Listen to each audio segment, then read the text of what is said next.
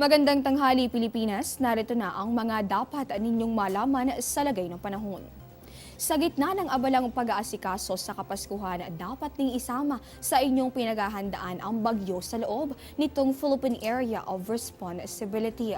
Alas 10 kaninang umaga, huli pong namataan itong severe tropical storm Nina sa layong 790 kilometers silangan nitong Guiuan, Eastern Samar. Lumakas pa po ito, taglay na ang hangin na aabot sa 105 kilometers per hour at mayroon po itong pagbugso na papalo naman sa 130 kilometers per hour. Inaasahan ng patuloy nitong pagkilos, yan naman po ay sa direksyong west-northwest sa bilis naman na 25 kilometro bawat oras. So ayon sa pag-asa, bagamat malayo pa man sa kalupaan, ngayon pa lamang ay ito po ay magdudulot na nung katamtaman hanggang sa malalakas na mga pag-ulan. Dito po yan sa mga lugar na sakop ng 350 kilometers o yung alawak nitong ating binabantayang sama ng panahon. Kung pagbabatayan naman natin yung forecast track ng pag-asa, ganito po ang mangyayari.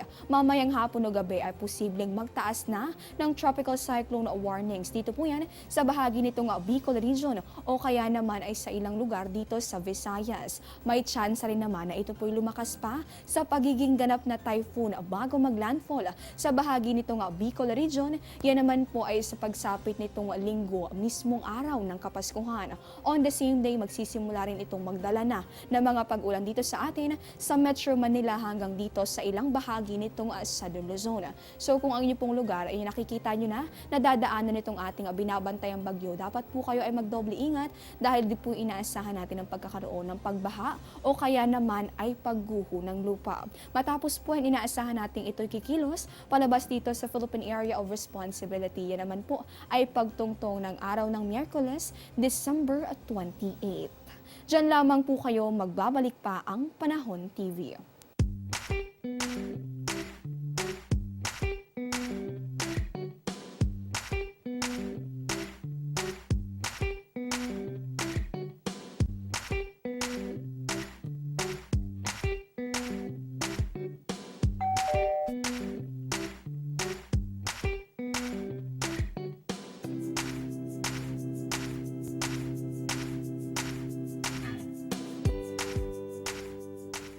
Sa taya naman ng ating panahon para ngayong araw ng Biyernes, ito pong bagyong Nina ay ngayon pa lamang nagdudulot ng lumay-hina hanggang sa katamtamang mga pag-ulan dito sa ilang lugar sa ating bansa. Kabilang po dyan itong Eastern Visayas, gayon din ang rehiyon nitong Caraga hanggang sa may Davao Region.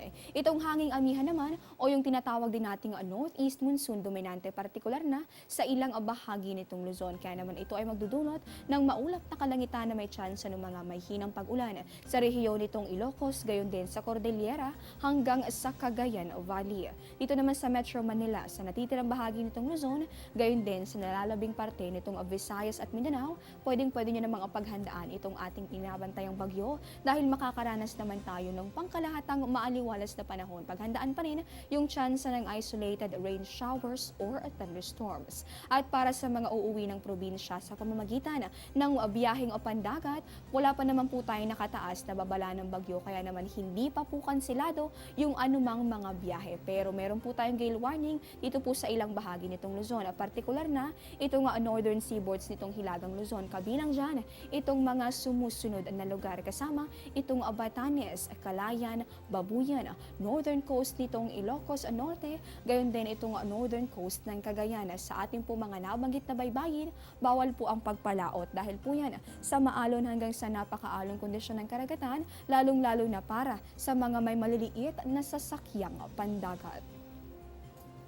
At yan po muna ang latest mula rito sa Pag-asa para sa Panahon TV. Ako po si Desiree Jonio. Magandang tanghali at mag-ingat po kayong lahat.